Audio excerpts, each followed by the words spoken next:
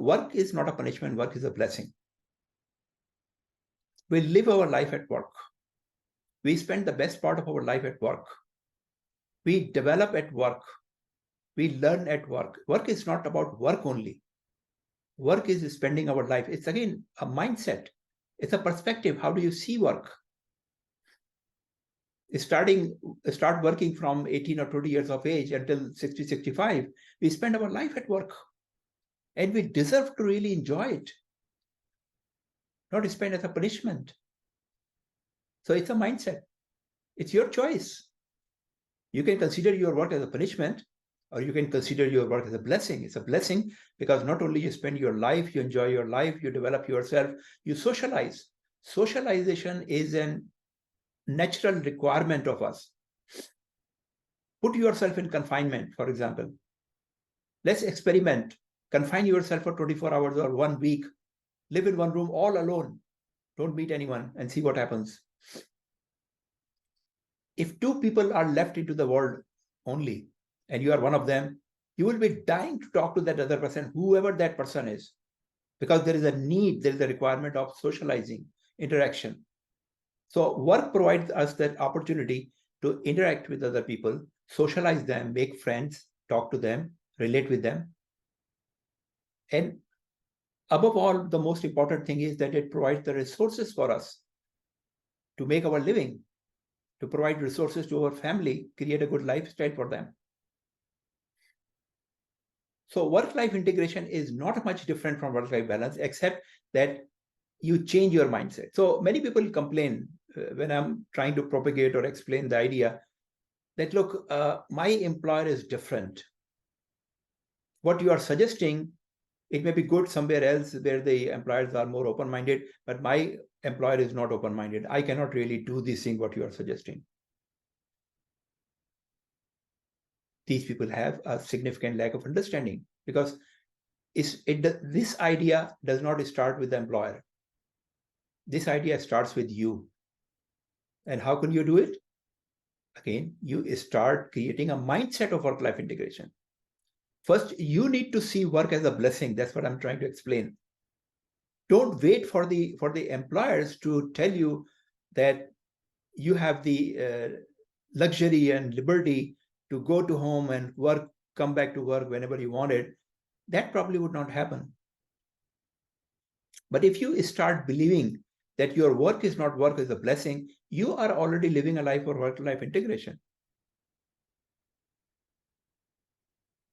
So it starts with your mindset. And of course, there are ways and means which may interrupt with the work policies. Some employers are more open-minded, some employers are not. But if you start with your own mindset, you already make significant progress in adopting this idea, and you will feel that life is much more controllable for you. In previous times, maybe 20, 30, 40 years ago, it was ideal to really have a job which does not interfere with your family or personal life.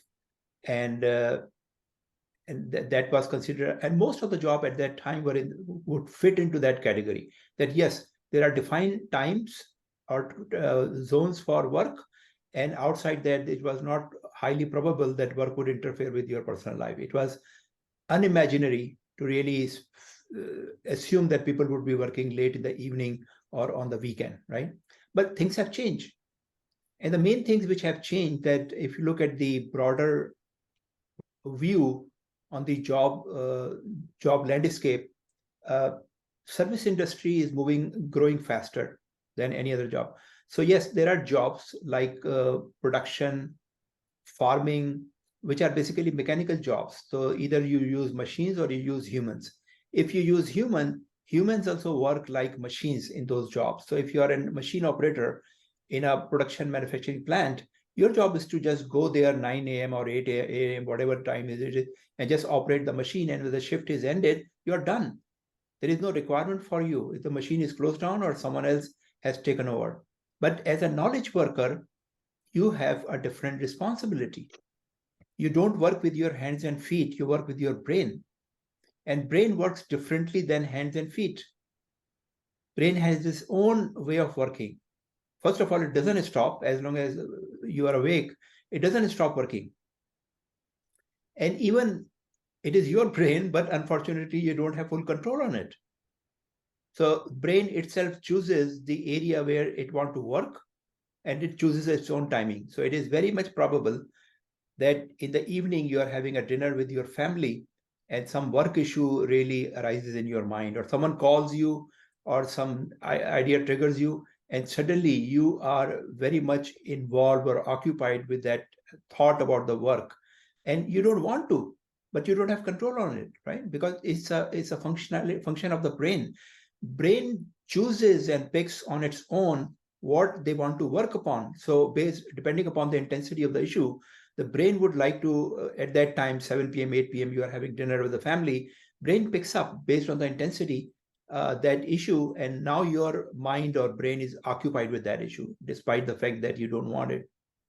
So that's the nature of the knowledge worker. And we are all knowledge worker, right?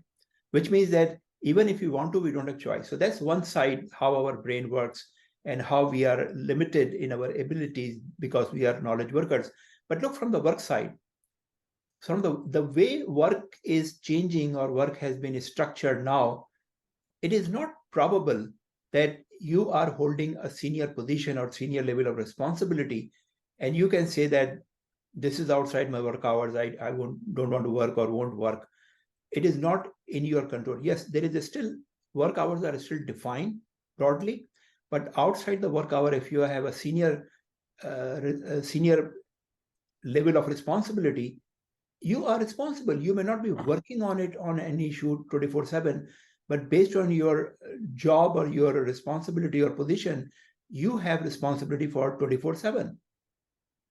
And my favorite example is that if you are the safety security manager in a manufacturing plant and there's a fire around midnight and someone calls you about that fire, you cannot say that, look, my shift would start at 8 a.m. tomorrow morning. When I come there, I'll take care of it. You cannot say that.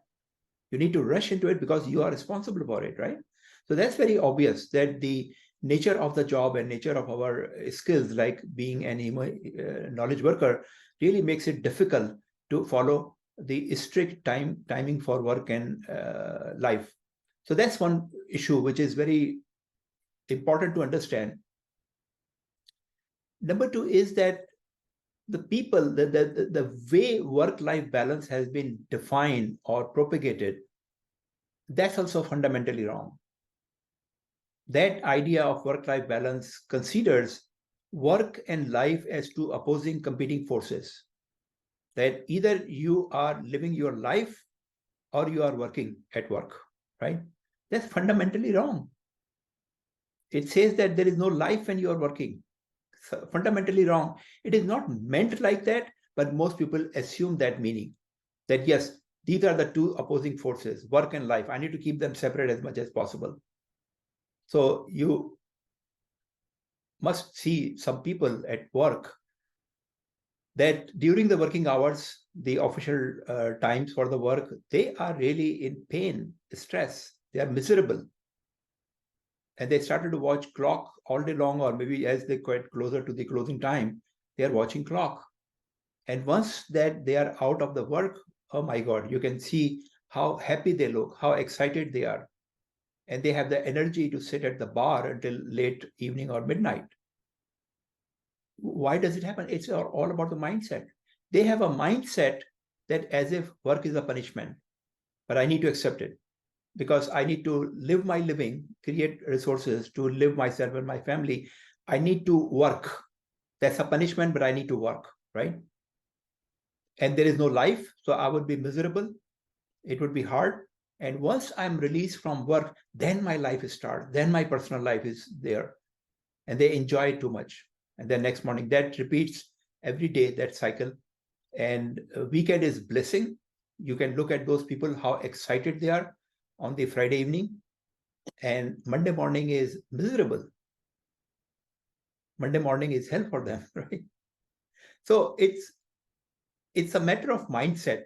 It's not about, circumstances are not changing, are not different for different people. At the same environment of work, same company, same place of work, you will see two people behaving differently. One is enjoying their life, they are working. Look, work is not a punishment, work is a blessing. We live our life at work. We spend the best part of our life at work. We develop at work. We learn at work. Work is not about work only. Work is spending our life. It's again a mindset. It's a perspective. How do you see work?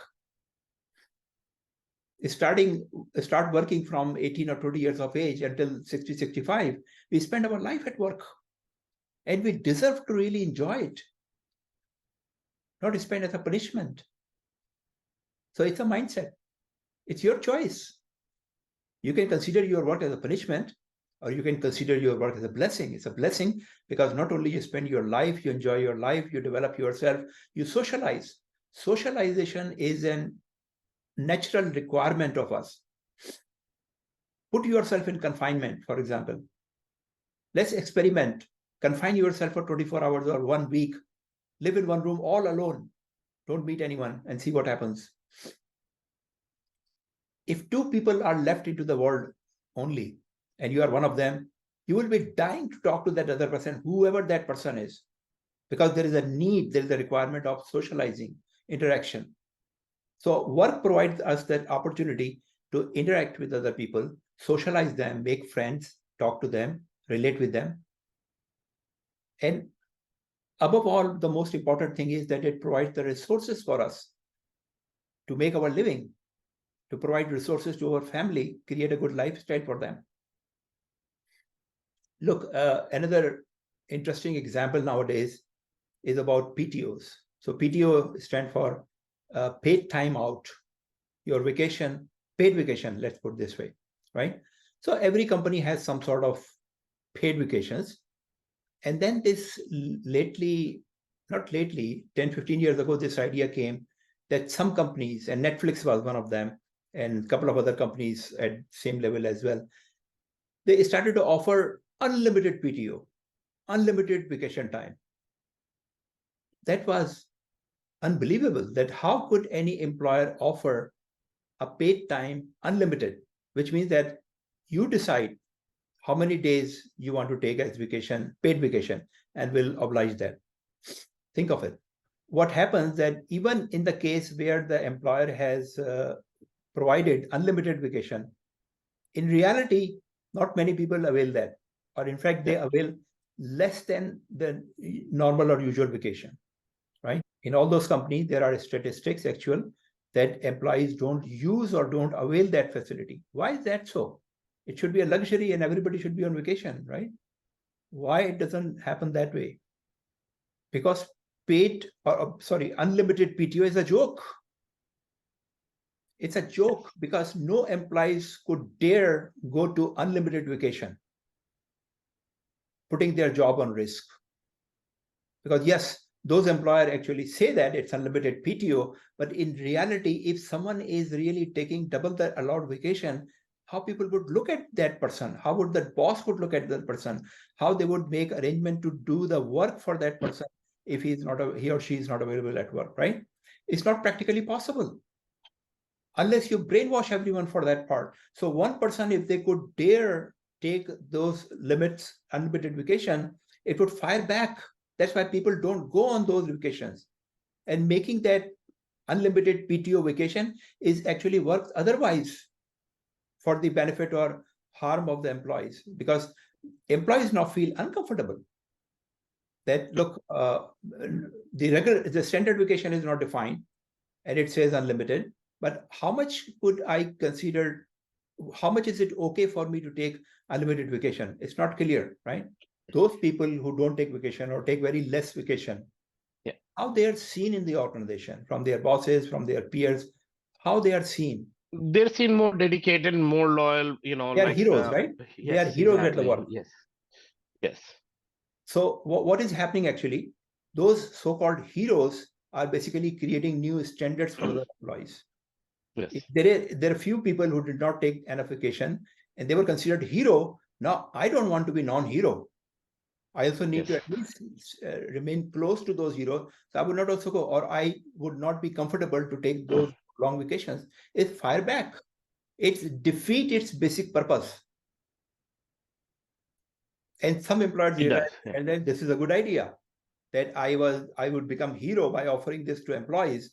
It's a very liberal employee. And on the other hand, I would get more working hours from those people, right? So it's a joke. It should be It banned, is. actually. Employer may have their own policies, good or bad. It may work for you, it may not work for you. Idea of the work-life integration is to liberalize yourself, create freedom for yourself, which starts your mind. So let's take a step back and try to understand what creates a job satisfaction and what does not create a job satisfaction for us, right?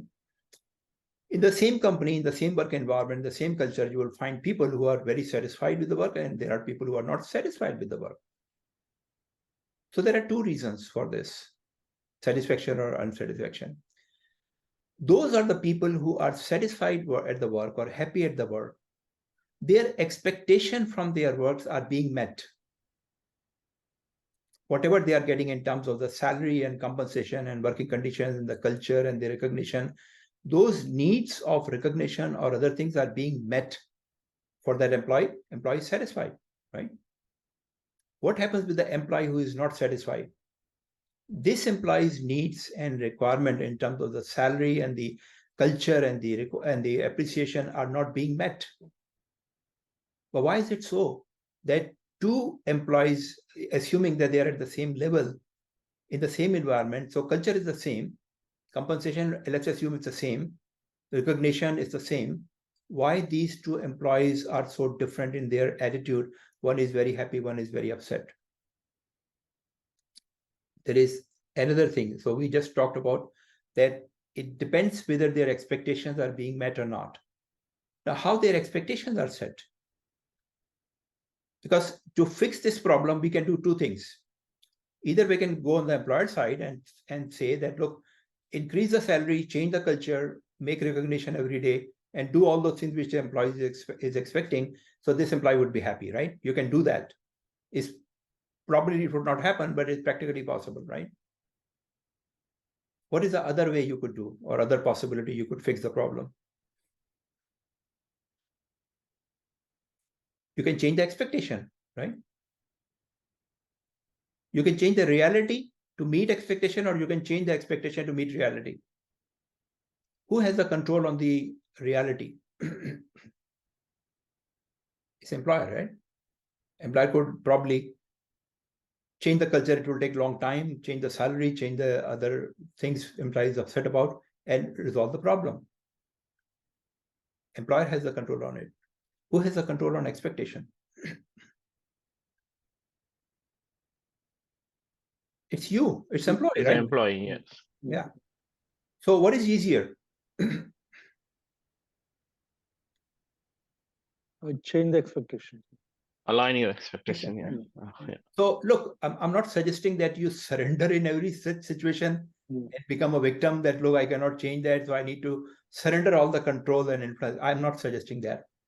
I'm saying that you need to create a boundary line, draw a line, what is acceptable, what is not acceptable, but make it more controllable at your side. We went through an exercise a few sessions ago in the leadership program, session, about creating a life vision, creating our values, creating our guidelines. What is acceptable, what is not acceptable to us? Guidelines, values especially, very important. How do you see work? Do you see as a punishment, or do you see as a blessing? That depends upon your values.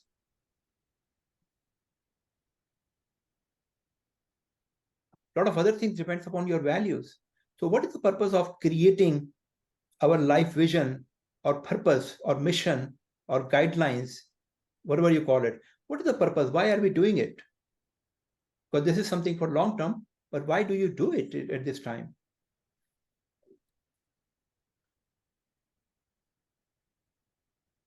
What happens if you have really done this work and you took some time to think about your life values and mission and vision and life values, what is the change? What did you feel different afterwards? You know where you are going. You have very good clarity about where you are going. How do you feel, good or bad? Feel very good. Yeah, exactly, right? Because you feel that now you know what you want from life. You have defined it. You have thought about it. You have considered it. You have evaluated it, and you feel comfortable. So you feel happy also that now you have defined what is acceptable to me, what is not acceptable to me. Which means going forward, if you, so it's a long process. It doesn't happen overnight. So if you have done this process, then you keep reminding yourself about your life vision and values, and reminding them and reiterating them and looking into them. What happens that in due course of time, those values, mission, and vision would internalize in your mind. You will feel very comfortable with them. You will feel that this is my guideline. You would not hesitate to follow things in line with your guidelines, right? So if that happens also, that those all things become internalized, now you come across with life experiences. Every day from the morning till end, till we go to sleep, we come across situations, right? Come across family, work, neighbors, wherever you go, there are situations you are interacting. And for every situation, you respond, or you have to respond, or you have to reply. What happens when you interact with an external situation? Someone talked to you, someone made something for you, someone took an action which impact you. That's external, right? What you do to react, what is the process takes place in your mind or within you to respond to that situation? You get you get based on what you said, based on what how you perceive that particular statement. Yeah, exactly. How you perceive that idea, and your perception could be very different from other people. Why? Because your life experiences could be different than other people's life experiences. Someone has a very miserable childhood that is reflected in their matured adult personality. They see things differently than someone who has a blissful life in early childhood, and they see the same thing differently, right?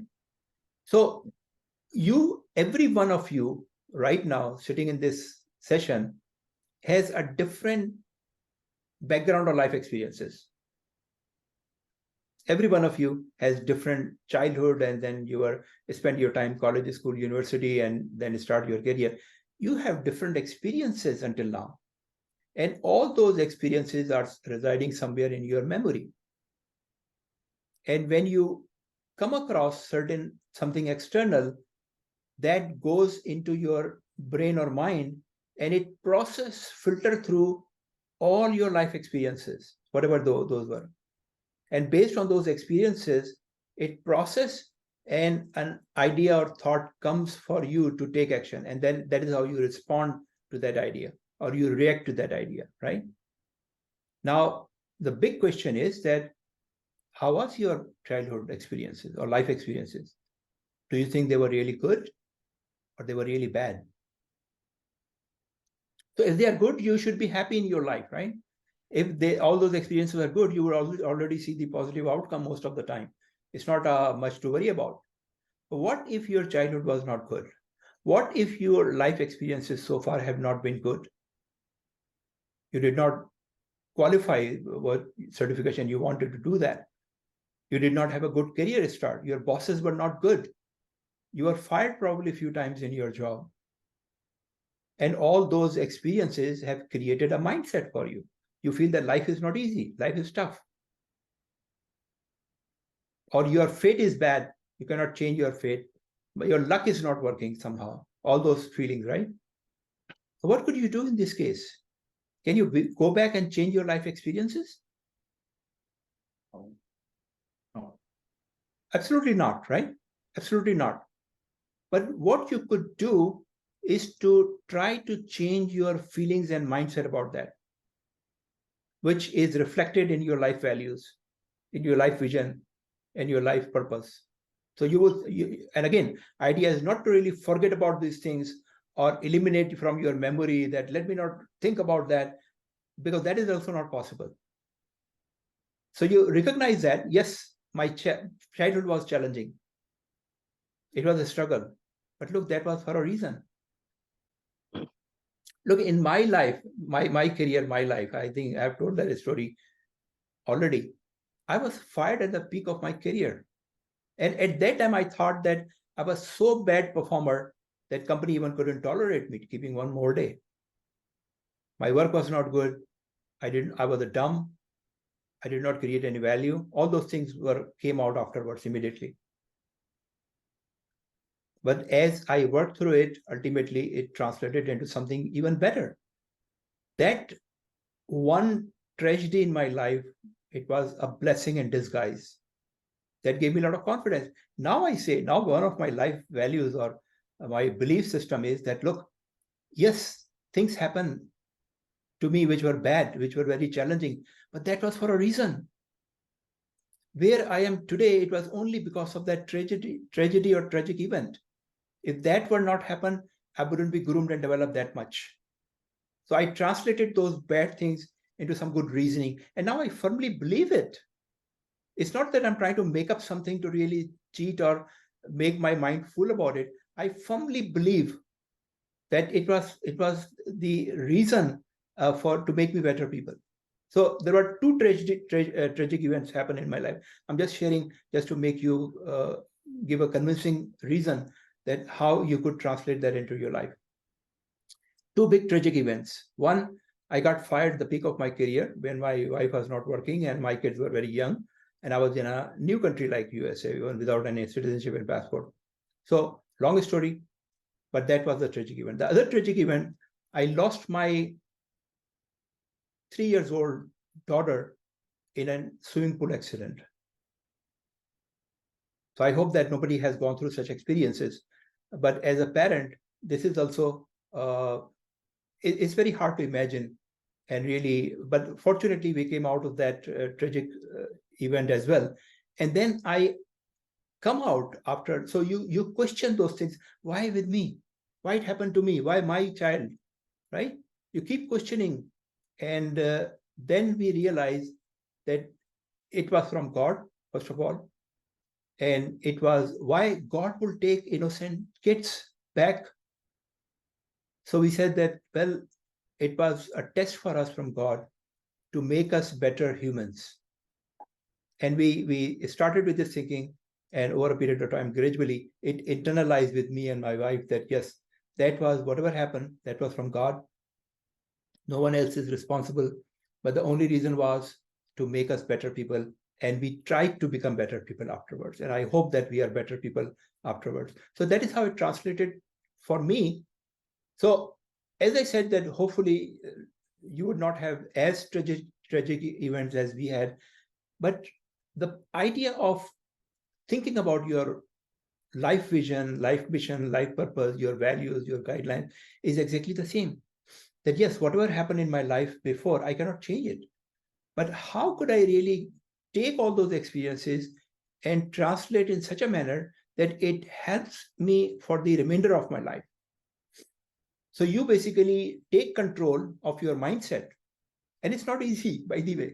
So you take all these methodologies and the processes I've explained to you and work on it and keep working on it. And then one day you find that, yes, my mindset is changed. And I'm not ready to meet life challenges, but you feel more comfortable and motivated to deal with those challenges because those challenges will continue to happen. So that is a broader, I would say, philosophy or framework, how you could really shift the direction of your life. And back to the topic of work-life integration, this is exactly about this thing, that those people especially who think that that work is really punishment, or they have never been, they are not able to really realize work-life balance. And I have not seen a single person, by the way, who is able to realize work-life balance in terms of like 9 to 5 work and afterwards, after that time zone, your personal life. I've not seen a single person who has been able to achieve that. So it's your choice. You can keep chasing it, you keep striving for it, and keep unhappy and frustrated because probably you would never realize that, or you accept that, yes, let me take this work-life integration approach. So it's my life, whether 9 to 5 or afterwards. It's your life. And you have to take the ownership of your life. It's not your employer. Job does not mean that your employer controls your 9 to 5 and you have surrendered your 9 to 5, or you're a slave during 9 to 5. It's not like that. You still have the ownership of your life and your time, and you have to manage it. Yes, if you work for an employer, you have to follow certain rules and policies and guidelines, no doubt in it. But that is why you are paid. But within those guidelines, there is still enough room that you could make your life controllable by yourself. You can make decisions. You can make it like, look, common examples are, I think almost every employer would allow that if based on your lifestyle and your stage in life, if you want to use your lunchtime to go and pick up your kids from the school and drop them at home, no one object that. It may take another additional 15-20 minutes or some stretch time. Most employer would not object that, but that is how you integrate your work and life into one thing. Or you could do a little shopping around the workplace if you need something. Of course, you would not do that every day. Or sometimes you decide to work from home and there is flexibility. You could tell them that, look, because of this situation, maybe there is no other adult and you have to take the care of baby. So you say, I will stay at work at home and continue working from there. So there is a lot of flexibilities available in any situation. But that would only happen once you start with a mindset and believing that this is your life, 24/7 is yours, and you have the authority and control on it, however you want to manage it. And of course, there would be a situation where things would clash in rare cases with employer policies, and then you make a decision. If it is not workable with your personal and your life, your family life, then you make a decision and you move out or you do something else. There is another concept of left brain and right brain, you might have heard. So this is also related to the same mechanism that when you have some external stimuli, someone talked to you, someone took some action, and you need to process that, then it goes through your left brain. So we think that logically. So there are two things. There is one part of the brain is called left brain, one part of the brain is called right brain. Left brain is logical, rational. We always use that. But right brain is more emotional. It does not think much, but it reacts. It's more reactive. And the best examples are that the buying decisions we make, usually they are emotional decisions. So for women, again, this is from a men's perspective. For women, buying jewelry is entirely emotional. I don't see any functionality of jewelry. So as a man, I don't understand that why do they spend so much money on jewelry? But for women is very, very important. I accept that. But to me, from my perspective, from a man's perspective, it's 100% an emotional decision. For men also, buying a luxury sports car or buying Rolex watches is also emotional decisions. So there is always whenever you make a decision, there is always a component of emotion and logic, right brain and left brain. Some people are more right brain, some people are more left brain. The dilemma is that nobody would accept that I'm emotional or I make emotional decisions. We do make emotional decisions, but then we rationalize it. And that is how we satisfy ourselves. I mean, spending $40,000 on a Rolex watch is not an easy decision. Same for women buying diamond jewelry. But you are driven by your emotions, and then you create a logic to rationalize. And that is how you satisfy that, look, I'm making a good deal. I'm buying Rolex because this is a handcrafted watch, or this is very rare, or this is a limited edition. Similarly, for women, buying diamond jewelry because everyone else has in their social circle. How could they really meet them without having one? Whatever the reason, you create a logic for it. So this happens automatically. This happens automatically, which means that, but we always feel logic side. We are always on the logic side. Like I'm talking to you right now, I am working from my logical brain. You are listening to me, you're listening from logical brain. Even if there is some emotions, we don't recognize those emotions. The emotions take place, but we don't recognize them, and they happen itself. And if we have impact from emotions, we then rationalize that, yes, for example, in the morning, my mood was very bad. I did not talk to my kids and my wife in a good mood. And then I was at lunch, and at lunch, my wife called and said, why you were upset today in the morning? And I said, and then I rationalized, oh, no, I was not upset. It was something else. I did not sleep well, or I did not eat well. You rationalize, not only to give an excuse to the wife, but for yourself that, yes, I'm not that bad. You rationalize it. You spend money, you rationalize it. Whereas you have done it motivated by emotions, but you rationalize it. We also discussed another framework during these earlier leadership sessions, which were related to energies. So try to visualize one pyramid, which starts with your physical energies, then emotional energies, then mental energies, and spiritual energies. Or you can also call it physical capacities, mental capacity, emotional capacity, and spiritual capacity. Everybody remembers that? So when it comes to the interaction of left brain and right brain, who do you think is more powerful? So think of yourself sitting on a giant elephant. Visualize there's a big giant elephant and you are sitting on the top of it as a rider. And we always keep our logical mind with us, because whatever we think this is from logical mind. So you are sitting at the top of the giant elephant with your little logical mind.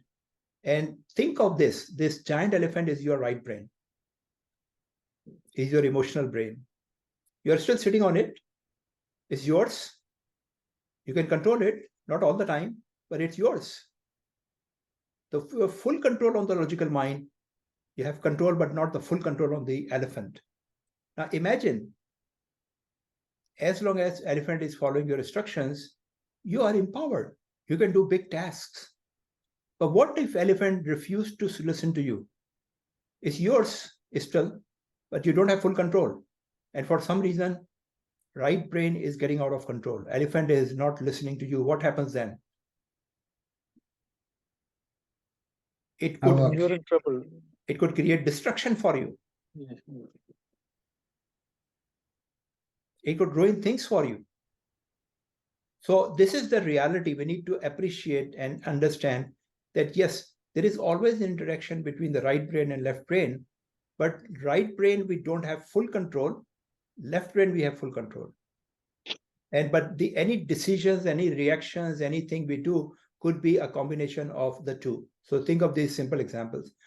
You meet a friend who is a athlete or bodybuilder, and you got impressed with his physical health, and he convinced you to go to gym, and you said, absolutely, I will be coming to gym from tomorrow. Tomorrow comes, and you get up in the morning and you say, look, now you are a little bit slipping from your commitment. You said, look, it's already raining outside. Probably today is not a good idea to go to a gym, right? I can start from the day after tomorrow or whatever. And I'm also not, I'm feeling a little tired. So all those excuses started to show up, right? What is happening now? On the first day, because of the presence of your good friend on his talk, you were convinced. You are convinced in your logical mind that this is a good idea, and you made a commitment. Your elephant was weak or not listening to you. Next morning, your friend was not there. You still remember your conversation, but the elephant woke up now. An elephant started to interfere with your commitment, and you started to slip from your commitment. That is how elephant interferes in your commitments and your decision. You still believe, even the next morning, you still believe that going to gym is a good idea. That's logical mind. But your elephant is so powerful now that it's interfering and not letting it happen. All the good things you believe you should have done in your life logically and you didn't do, it was the interference of your right brain or emotional brain, because we don't have full control on the emotions. So keep this analogy in mind and think that if you have 4 capacities, like physical capacity, emotional capacity, logical capacity, and spiritual, how would you manage it? So physical is very simple and straightforward. Physical capacity or physical energy. This is your vehicle on which you are living your life.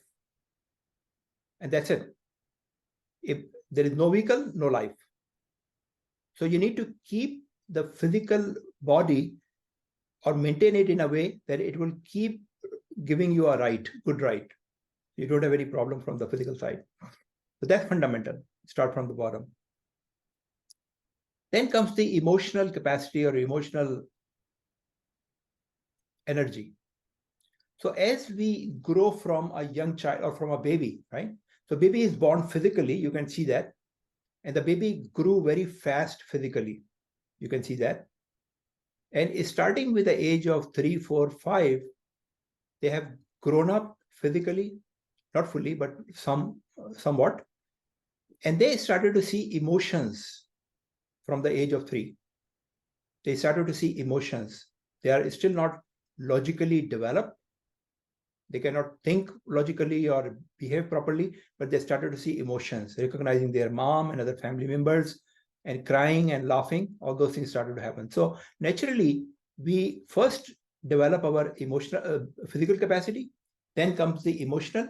And as the kid started to go to school from the elementary to middle, high school, college, they started to develop their logical capacities, right? And spiritual, not everybody reaches there, but spiritual is the level where you are able to combine your emotional capacities and mental capacities together, integrated in a very powerful way, and that becomes your spiritual capacity. I'll give you an example in a minute. So back to the life philosophy and the values and guidelines and purpose, right? What do you think? These are emotional or these are logical? Look, this is something you could fit ultimately into the spiritual box, because this is about your life. This is not short term, this is long term. You make commitment to change your life, which is not easy. So this is something which has to be. Now, by the way, let me make one clarification. Many people confuse the spiritual as only religious. Yeah, it is religious, no doubt, but it is not only religious. Spiritual in many forms we see it as religious power or religious capacity is not only religious, it could be other things as well outside religion in our life, right? So let's talk about religion. Why do we put religion in the spiritual capacity? So it starts with emotions. For example, you're fed about your religion so early life that you don't have any logical brain at that time, right? You only develop somewhat, a little bit understanding of the life. And at that time, you were fed or taught about the religion and becomes fundamental belief in your mind, right? So much so it started with emotions. Look at your young kids. If they are following religion, then there is not much logic, but they are following it because they are fed that way, right? But as you started to grow, you started to think logically. What am I doing? Why am I doing? And you started to learn more. You read books, something, and you talk to other learned people. And your emotional feeling about the religion and your logical understanding of the religion started to combine or integrate. And as a matured adult, you say, okay, I follow a certain belief or religion, and this is the reason I follow it. And emotionally, you are already very strong supporter about it, right? And it reached to a level where it goes straight to the spiritual level, spiritual energy, because this is something so powerful. Generally, I mean, one example is that there have been debates and discussions among the four very learned scholars from different religions. They were put together to debate and argue, and with all the logics to convince each other which religion is right, right? And never it happened that reached to a conclusion. They never were able to really deviate from their position. So all they were very respectful scholars. So the idea here is that religious beliefs are so strong and fundamental, starting from the childhood, they have no room of really deviating from it. You only make them strengthen as you learn more about it, except for few exceptions. There is very few people change their religions. So at the spiritual level, it's a very strong combination of your emotional energy and your logical energy. And it's hard to deviate from you. Other examples, other outside religion, is the family relationship. For example, child and parent, or child or mother, very strong bond. I use one story or one situation to explain that emotional capacity or energy. You might have heard about it, but I think it's worth listening again. So think of this. We are in a room, you and me, and there is a 10-foot ladder on the floor. 10-foot ladder on the floor, only 1 foot high, right? And I would ask you to, if you could walk that 10-foot ladder, I will give you $20. Would you do that? Of course, no brainer, right? 10-foot ladder, 1 foot high on the floor, walking, $20, not a bad idea. Change the situation. I take the same ladder to 2 skyscrapers, 100-story high, very close by, and I put the same 10-foot ladder in between the 2 skyscraper, one end on the one skyscraper, other on the other, right? And then I ask you the same question. Would you walk this 10-foot ladder? I'll give you $20. What would be your reply? You would laugh. $20, forget about it. Even you would not think of really walking that ladder, right? So it's very clear that logically it's not, nothing stops you to walk the 10-foot ladder on the floor, and logically nothing makes you even think of doing the same walk at 100-story high skyscrapers. Change the situation one more time. Now it's the same 2 high skyscrapers and 10-foot ladder, but think that you are on the one side of the ladder and on the other side is your 6-year-old child. The other tower is on fire. And the only way to rescue your child is for someone to walk through the ladder and bring the child back. Will you do that? Yes, yes. And if this time I mention about $20, you would be mad on me. What is change here? Emotions. You have so much emotions connected with that child that even your logic is helpless now. Logic would still say it's very dangerous. Why would you risk your life? But your elephant now fully awake at this time. An elephant wants to do what it wants to do. That happens in the close relationship, family relationship mainly. But anywhere else, wherever there are emotions involved, now why people go on war, soldiers mainly, and lose their life? Why do they do it? This is the ultimate danger or the ultimate bad thing which happened to you, to those people. But there are thousands of people go to war and they are willing to go to war and lose their life. Why do they do it? Now, they are for a reason. So they are trained in such a manner, like either those are the people who would say that it is the country for which you need to die, or it is the sovereignty of the country, or other countries are looking to really make us slaves, and all those, I call it bullshit. But they create so much emotions in the mind of those soldiers that they reach to a level where they are willing to lose their life. That is the purpose of this, all those billions and billions of dollars, $1 trillion of money being spent on defense. Nobody gains at the end. But that's another example of emotional achievement. Now, what happens? Let's bring it back to your own life. If somehow while you are doing this exercise of life vision, mission, purpose, you are able to wake up your elephant to a level where elephant says, absolutely, we are going to do it, right? You feel a level of commitment. You feel an inner urge to do that. And you said, no more about my failures or weaknesses. I'm going to change completely. When you reach to that level of empowered belief, because of your emotions, you reach to the level of spiritual. As I said, that not many people reach there, but it is possible that you could reach to the level of spiritual power or capacity, and that is the ultimate power. All those people like Olympians, like big leaders, real leaders, not the political leaders, or anyone outstanding, really goes to that level to achieve that level of performance or respect or status. And you could do that for your purposes. But the idea here is that how do you manipulate or how do you manage your energies, especially the logical energy and the emotional energy, in such a manner that it becomes spiritual and help you achieve those things which seem difficult or almost impossible by other people. Yeah, the first step is that you recognize that there is an emotional brain and there is a logical brain. Your recognition is also a one step forward progress for you that you started to realize. And then in some situations, it may happen that your emotional mind is so strong, it overpower your logical mind and you even cannot do anything.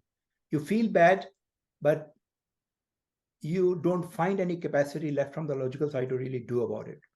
So it goes back to the same thing. You may suffer, but after some time, you may realize that if you could change the balance a little bit, you could do so. It may take longer. So people who are in deep crisis, medical or psychological or other issues, it takes some time for them. But the only way for them to recover is to go back to their emotional power and make it reconcile with the logical understanding. If there is a logical understanding and emotional power, that works like a spiritual power. So that's the only solution. If in many cases your emotional capacity and logical capacity goes in different directions and you can't help it unless some medical treatment or some other powerful things are done with that person. That by adopting work-life integration, you empower yourself.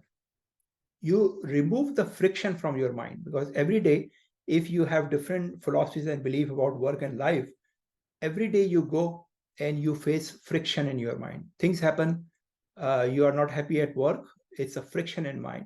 Friction takes away your energy. Friction makes you stressful. Friction slows you down. So what is the magical recipe of empowering yourself is to remove or reduce your friction by changing your mindset. So we said that there are external stimuli and there are internal power. You cannot change the world. Some people are so upset. Everything for them is bad in the world. And they also feel that they need to change the world. And what happens? They get frustrated, they get disappointed. So instead of changing the world, you first need to change yourself. And you will feel a lot better, a lot more energized, a lot more powerful.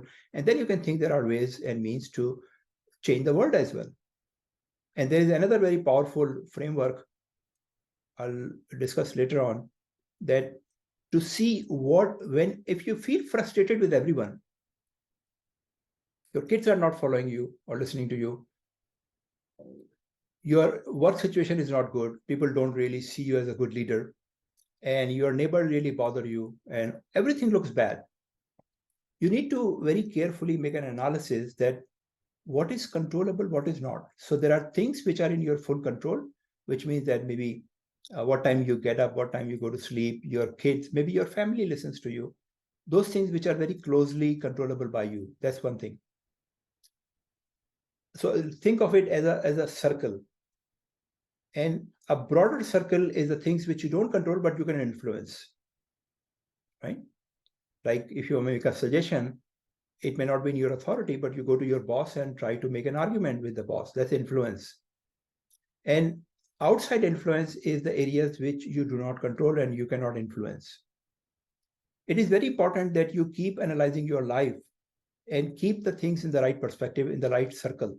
The things which are controllable, keep them in the controllable circle. The things which are not controllable, keep them outside the third circle, outside your control. And the things which you could influence, keep them in the influence circle. That would simplify your life, because your frustration, your friction is mainly because you try to control things which are outside your control.